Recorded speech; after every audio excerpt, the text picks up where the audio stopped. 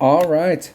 So we have the Bier Fest tournament. My teammate Kyle sent me some stuff like a week ago, and I have been so busy this week. I worked all weekend. I've been super busy, so I have enough time. Like the tournament starts tomorrow. It's like, dude, we've been waiting all week. What's the deal? Let's talk about it.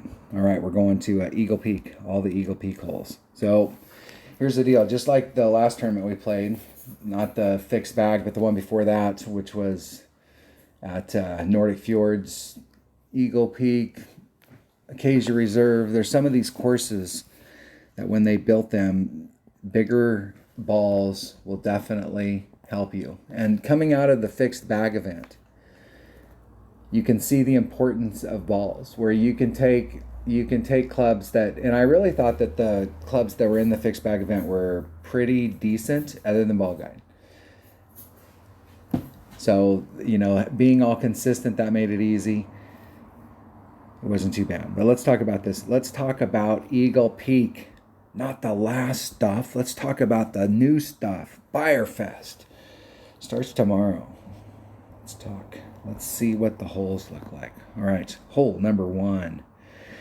Now, I went back and watched all of these holes were in the 2018, 2019 fall majors. So you can go back in my playlists, and I set up in YouTube, I set up a playlist for Bierfest, and I put in a qualifying round for the 2019 fall major, playing all the holes. I ended up with an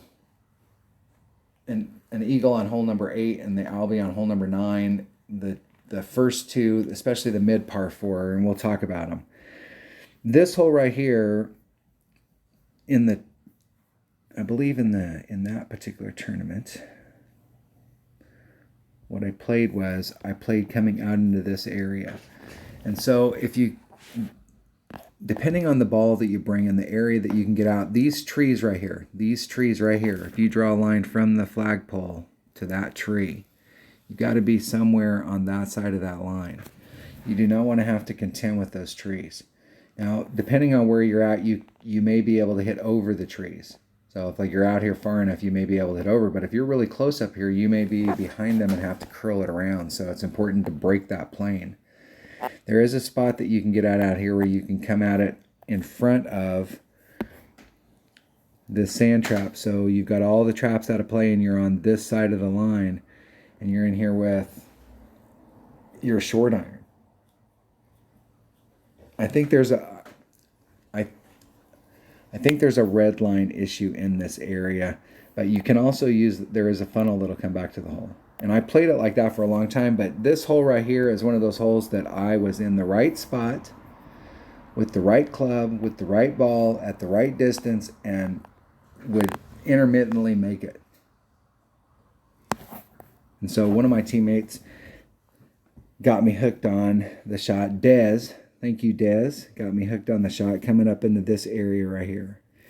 And there's a lane that comes through here, and with a sniper, you can walk your tail back down to the cup.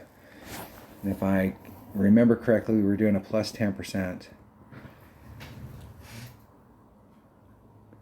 And it was rock to this point, sniper in, following the tail down, and I'll have to work out the numbers as far as how much topspin, backspin, what kind of spin we were putting on the ball to get the tail to walk down. I'll have to come out and practice this hole once so I can take a look at that.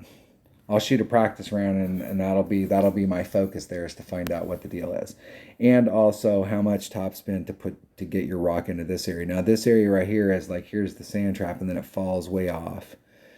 And so you may be coming up high on the hill, but it'll roll. It wants to roll down. If you're trying to get up high, it's kind of hard to get in the sand, but it is possible, and you don't want to end up in the sand there. If you end up in the sand, I think you can recover by coming off on this island. And if you've got a Spitfire with all of its topspin, I think you can recover.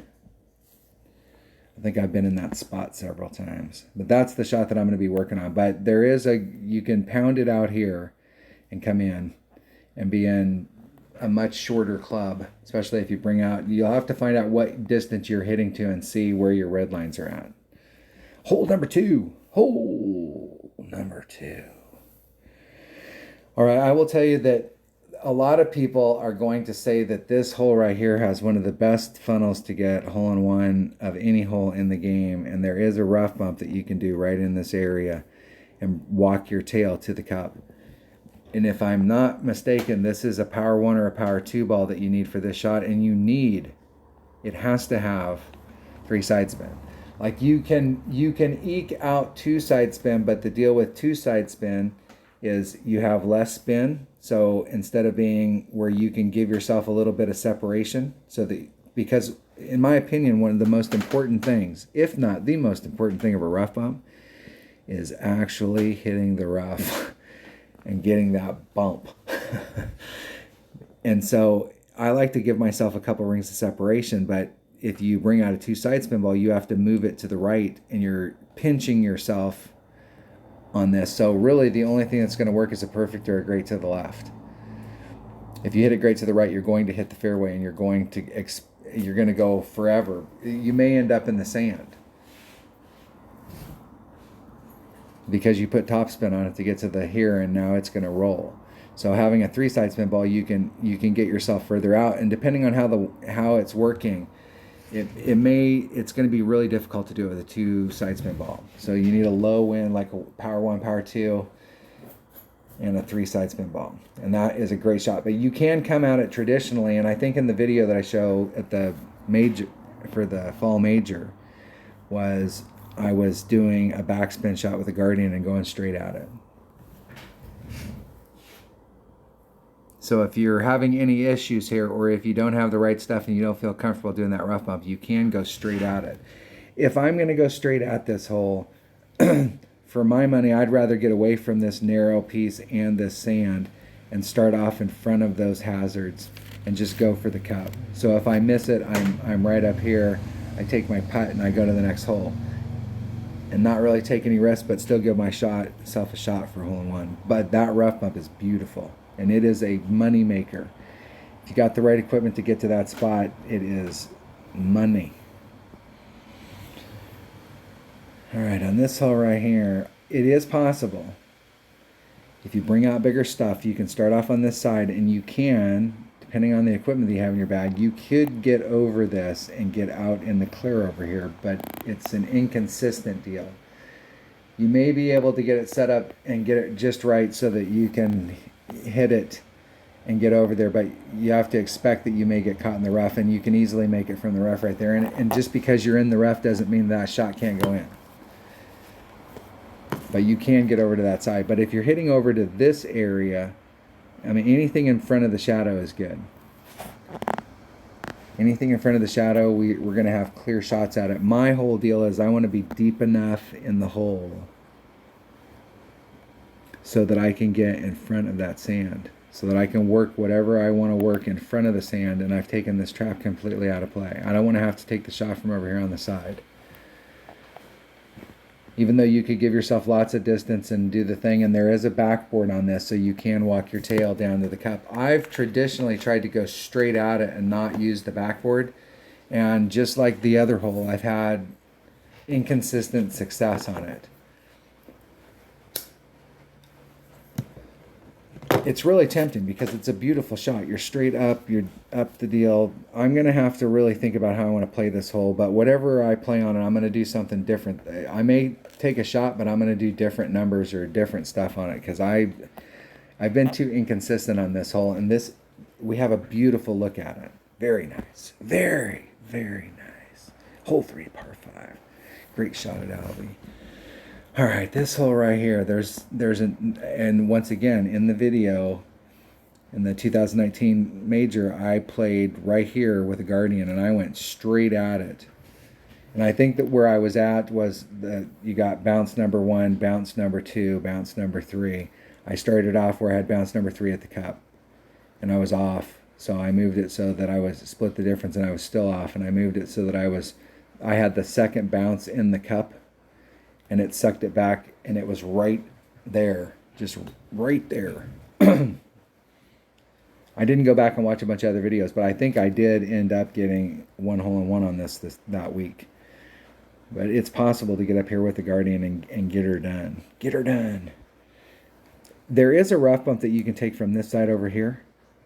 This right here is actually, it's not really reflecting it properly, where this fairway here is kind of going down at a slant. And then when you get to that rough, it rolls off pretty steep. And so like this is the rough spot. So the rough is already not vertical, but it's heading that direction. And so when you hit off of it, you can get those irregular bounces. But over here, you got a little bit flatter rough. You can bounce it from down below and bring it up. And in one-on-one play, usually with lower, if you catch this in pro, on when these holes used to be in Tour 7, I'm not sure if they still are, but you can come at it from down below and bring it up to the cup.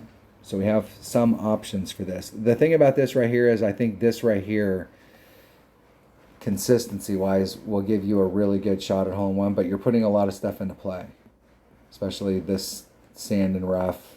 You can in this rough down here. Depends on how you're doing on the other holes. If you're having a problem on this hole, anytime you're having a problem on one of these holes and it's just eating your lunch, quit doing that. Bring out a backspin club, go up there and get your birdie and go to the next hole. Figure it out in the next tournament. It's the weekend or the opening round. You don't want to mess up on one of those holes. So if you're having a big problem on a hole, quit dinking around. Hole number 4, hole number 5. Hole number 5, all right. This hole right here, this par 4, we have to get an eagle on this hole. And it's easy. I don't always get eagles on this hole, but we have to always get eagles on this hole. So we want to give ourselves as good a shot as possible. In the video, I show it with a rock, and you can hit it with a rock up here, especially if you bring out a little bit bigger power ball. I'm probably going to hit this with an APOC or an extra mile, and I like the extra mile in this spot because it has more ball guide, and I can see what it's doing when it gets down into this area. But I like the Apocalypse because it gives you more rod distance, so it's going to push your red line forward. But I'm going to bring out, I will tell you right now, I'm not going to mess around on this hole. This hole is a keeping up with the Joneses. The people that are at the top of the bracket, if you want to get to the top of the bracket, don't shoot the messenger. If you want to get to the top of the bracket and you want to give yourself the best shot you can on this, you bring out the biggest power ball that you can so that you can set the shot up the first time you do it and pull back from the red line. And pull back as far as you can to set the shot up the way you want and keep track of whatever the plus number is. And you want to pull back from the red line so that if we get on this with a headwind, you'll still be able to work that wind out. You'll have some maneuver. You may not be able to work it all out, but you can work the wind out. But we want to bring out as big a stuff as we can on this hole to make sure that we can get it done every stinking time we get on it. And so when you're coming from the tee box, for those of you that haven't played this hole a lot, if I can get it all on one screen, coming from the tee box to the flagpole, here's the straight line. So we got to get around that. And where we'd like to end up is, and I think about the most that I've ever had was where I came up the backboard and then I rolled back up on the green. So we're like in this zone. Anywhere in this zone right here is a win for us. So we're going to draw a line from that, coming back to the tee. And so that's the movement we've got to get here. And we want our first bounce to be somewhere in this area. And our second bounce is going to be above. And then our third bounce is, we want it to be rolling when it gets to the hill, and it'll just roll down the hill. It's narrow down here because it's very easy to end up coming down the hill, and it was perfect. And then it rolled onto this fairway and then ended up in the sand. And you're right there, but you're in the sand. And I will tell you that taking the shot from anywhere down here is much better than taking the shot from anywhere up here. Because this is this, and this is this. And so you are way downhill, as opposed to being right here just trying to pitch it in from the sand. I'll take the sand shot over this shot every day. But ideally, we don't want to end up in the sand. We want to end up in that fairway area. And so we have to have the trajectory so that when we're coming down, we're bleeding in this direction. so we can get down into this bowl. And it is a tough shot. And this is one of those greens where the way that the pin is set on the green, that there's a lot of times when you're this close with your wedge where you can, especially if you use a rapier, where you can flatten out the topspin, where you could hit it great to the left or the right and it'll still go in the cup. And this is one of those ones where you can't. You need to hit it perfect or it won't go in the cup, because it's real steep on that hill and it'll roll the ball off.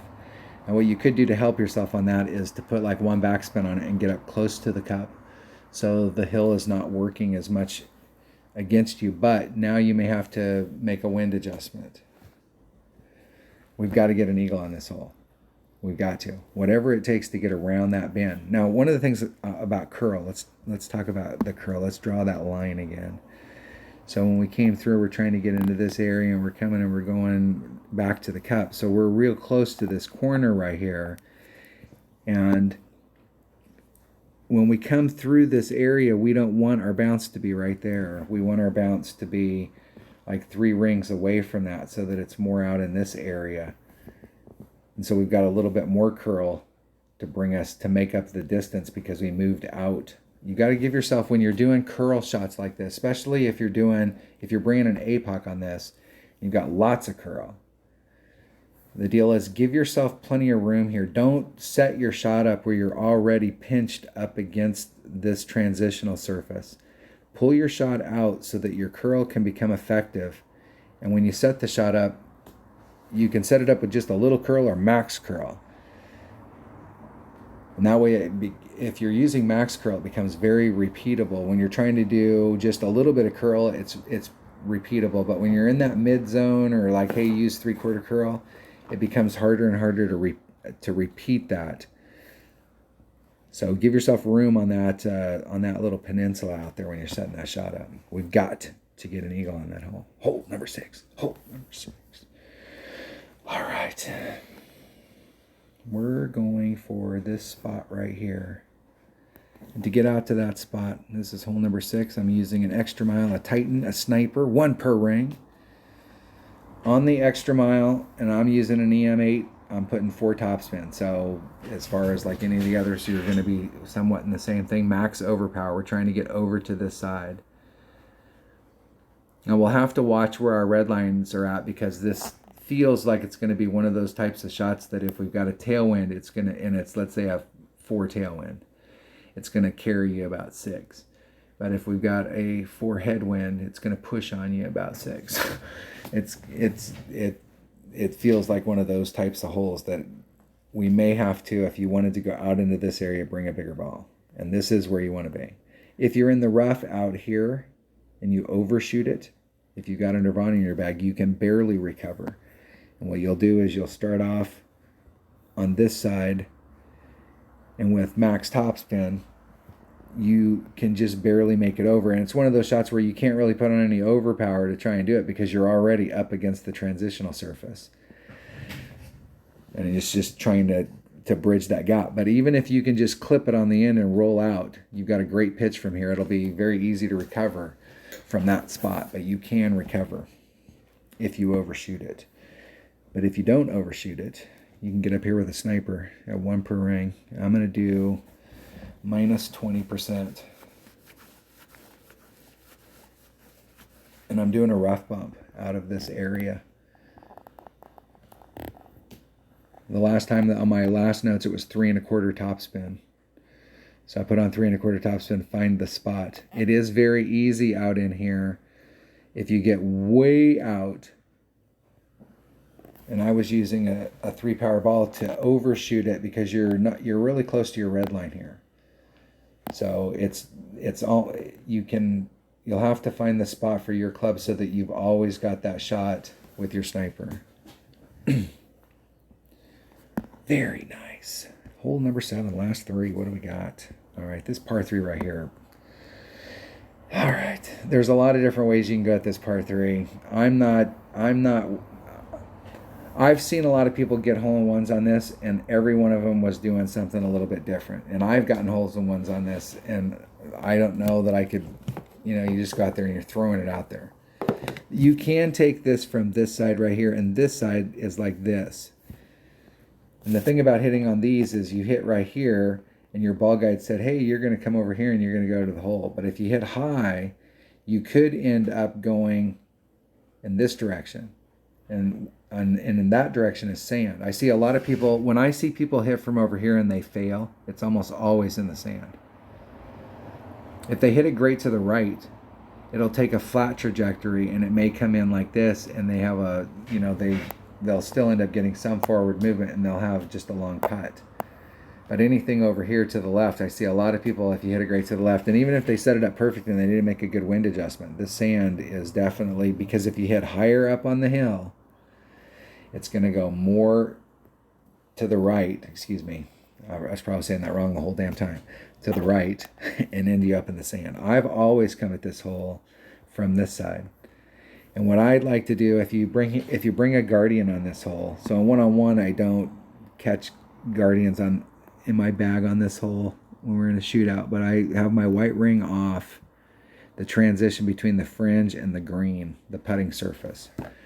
My white ring off, and I want my ball guide to be, I started off, I was right here, but I'm inside the tree just a little. You can still actually at that point see my ball guide coming through, because there's a little, the tree's got layers and you're not quite to this layer yet. And then taking out the wind. And I don't care whether or not the wind's blowing in this direction and I have to pull the ball this way in order to take out the wind, and you can't see the ball guide anymore because now I'm in the tree. The wind, number one, the wind's going to push me away from the tree, and number two, those trees are never going to come into play. Because on this hole, you're starting this hole off from the tee box with max curl. And so the ball's coming through like this. Just because of the curl's not representing your ball guide. So you're going to be coming in like this to it. So you're already away from the tree. I'm using the tree as a marking spot to get me started. And I'm trying to get, I've seen people go straight at this, where you can come from down low and you can come at it. What I'm trying to do is get right behind it and have it just drop down to the cup. And there's a spot down there, and I have made hole-in-ones on this, but it's not one of those ones that I would consider a high percentage. What would make it a high percentage is finding a shot from down here where you don't have to put as much movement on the ball, and you can take the word curl out of your shot. Because I'm going to do max curl. I'm doing max curl, and the only adjustment I'm making is where I'm at in the tree, and then I take the wind out. And I'm trying to find the spot within this tree so that I can come back and go, okay, hey, I was right at that shadow. Put your ball guide there, take the wind out, do max curl, and it ends up in the hole. If that makes sense. All right. That's why I'm in rookie. That's it. This is another par 4 that we have got to get an eagle on every single time we come to this hole. If you play in one-on-one, I'm a big fan of your number 1 bag being a distance bag, extra mile. Number 2, accurate bag. Number 3, if you only have 3 bags, big topper. And the big topper bag should always have a big dog in it. That's your utility bag, because you can get a ton of stuff done with a big topper and a big dog. If you got 4 bags, now you can have 2 power bags. You can have your APOC and you can have your extra mile. And then if you got 5 bags, then you really got one. You got one you can kind of mix up and try out clubs. But this is your number 2 bag every single time. And I'm taking this with, and I'm actually pulling back from the red line. So I'll give you exactly how I was doing it in the video that I posted. It was a rock. It was a katana. When I was down here, my red line was somewhere in this neighborhood. I actually had pulled back from my red line. It was at the +2 mark. I was my blue ring off the transitional surface, so I was 3 rings off into this fairway. I did 4.5 backspin. I did 4 in the video, but I think another half a backspin is the ticket. And then I'm going to do maximum left side spin, so max left side spin. And that shot right there will net you coming down over the hill, going around this. You get a bounce that's right in here. You come through it, and with 4, I came up the hill and then floated back down towards the cup. But I think with 4.5, you'll get a roll pretty close to the cup. And you have a little bit of flexibility here as far as like if you hit it great to the left or the right. But that is definitely the goal. Now, if you hit it great to the right, you do end up the risk of getting in the sand. And if you hit it great to the left where we're setting it up, I think there's enough room that you'll still clear the trees. I think that's why I was setting it up 3 rings off to begin with, because I was trying to give myself enough room for maneuver. But we got to get an eagle on this hole every single time. So you can go watch the video. I'll put this in the playlist for the Bier Fest, and hole number 8 is a great example. And you can do that same shot you can do that shot with a QB. It's just a slightly different setup. And you may have to bring out a bigger power ball. You may have to bring out a 3 power ball. I want to take that shot right there with the club that has the most accuracy. You need a club with lots of curl. So you could take it with a big topper. But once again, you'd probably have to bring out a much bigger ball in order to get over to that area. Hole number 9. All right, this is another hole I gotta tell Daz thanks for the whole deal. And so in this 2019 playlist, I think I had taken this shot one other time and before this, and then got an Albie on it like the second time I shot it. And the first time, just seeing like how I like the look over here, because this first shot down here is pretty dangerous. So getting over to the other side here, let me draw some lines here. So obviously this is the shortest distance, but you've got to have the right stuff if you're taking the bottom. So I'll talk about the top first. You can bring out a bigger ball, and you can start off on this side. And if you start off on this side, whether it's you can do lots of overpower. You're just gonna have to put on max curl. Don't be dinking around with a little bit of curl. You don't want to end up with a good shot where you were clean here and you made it past the sand trap, and then you ran out of fairway and ended up in the rough up here. So you've got plenty. This fairway is huge. The closer you can get to this shadow, the better. But anything that's past this shadow in this zone is awesome. You can hit from a big topper from over here, and you'll get to somewhere out in this neighborhood. So if you're using your big topper getting out into this neighborhood, you need to bring your big dog.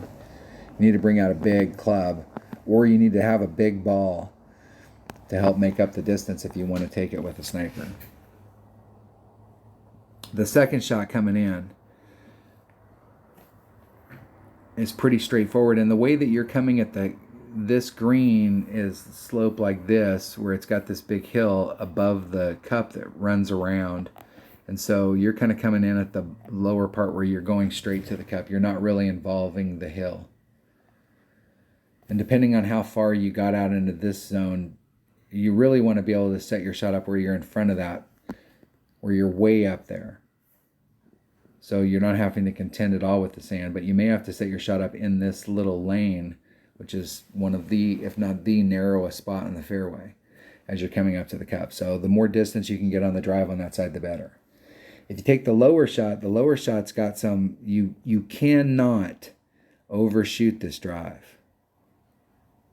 Now the one thing about if you screw up down here, you can use this as a launching pad, and if you've got a Nirvana, you can get yourself up into this zone where you can at least give yourself a really good opportunity for recovery. If you mess up back in here, you're pretty well smoked. But if you end up in the zone up here, and you don't have to get all the way to the top. Okay, in this particular shot, I put on a bunch of backspin and stuck the ball like in that zone right there. I wasn't super close to the front. I might have been right on the edge of that shadow. In that zone, coming at it, the thing about this shot is if you have a sniper, you can walk the ball guide down, and you can pull the tail down to the cup. So on that particular shot here, I did 5 backspin, 1.5 right hand side spin, plus 10 to the cup. And I think the key there is the 5 backspin and the 1.5 right hand side spin, and starting at that to see if you can get your tail to show you to the cup. finding that spot. But there is a great, I mean, I had never hit an albie on this hole. This is one of those holes that it's just, I may have, but it's not an albie hole for me. I get on, I give myself a great look at it every stinking time, but I don't hardly ever get eagle or albies on it, and was able to pick up several albies the week that I switched over to this. So I'm definitely going to stick with the bottom shot. So looking at the holes, I think hole number 8 is an absolutely must get. We have to get that. We can't, if we don't get that, there's going to be too many people in our bracket that are going to get it, and that puts us one down. And one down for not making any mistakes. We didn't pick up that hole. I think the other par 4, which is hole number 5, this hole right here, we have to get an eagle on this hole. We have to get ourselves down into this zone every single time so that we're taking that chip, giving ourselves the opportunity, because if we don't, the people that are at the top of the bracket are going to get eagles on these 2 par 5s every single time. So if our minimum score is always minus 12 to start with, regardless of how tough some eagles are, it's still a minus 12. We need to get eagles on all the par 5s. If we pick up those 2 par 4s, we're at minus 14 is the minimum score. That's like where like if you shot a minus 14 and another minus 14 and you're at minus 28, that's where the bracket's going to start. And then from that point on, every time you pick up a shot, you're giving yourself an opportunity to get a banner. So we have to pick up all those. And there are a lot of holes in this course that we can pick up. Hole number 1 from, like, I had mixed success taking the shot from out here. And like I said at the beginning of the video, perfect spot, perfect club, perfect ball, perfect distance, and intermittently made them. And the difference from being over here, even though I'm in a sniper versus a short iron, I've made more eagles from over here than I have from here. And I've played this probably 3 or 4 times longer than I've played this. So I'm definitely taking that shot to increase my odds, whatever it takes to increase your odds on one of these holes to get these eagles. These par 3s, I'm going to have to work on this week. And these are things, this par 3 right here, we've got a great opportunity. I think the other par 3s for my game are a little more difficult. I think, especially the last par 3, I think it's a little like on a real golf course, you know, I like to think about how these would look on a real golf course, and that hole is just real gimmicky. But I think we have great opportunities in this, and so our goal this week should be thinking of our minimum score as minus 28, and those 2 par 4s are must-gets. And that gives us, if you do that, then what happens is you're putting, if you do that every time we have these tournaments, is you find those holes that are like absolute, like everybody, there's 20% of the people in the bracket or 30% of the people in the bracket that are getting that hole. And you pick up those holes week in and week out during these tournaments. What'll happen is you'll get on that streak one weekend where you pick up a couple extra shots and bam, you know, you're in the banner. And so we want to start the week off thinking about what our scores should be towards the end of the week. And I would start the week off with a minus 28, which is better than a minus 32, which is what it may take to win this tournament. But we need to start thinking a minimum score is 28. Thanks for watching. Have a great tournament. And I'll do a practice round. Tomorrow's Monday, so I'll probably practice during qualifying. That way I don't have to pay tokens for it. But I will see you tomorrow. Have a good one. Thanks for watching.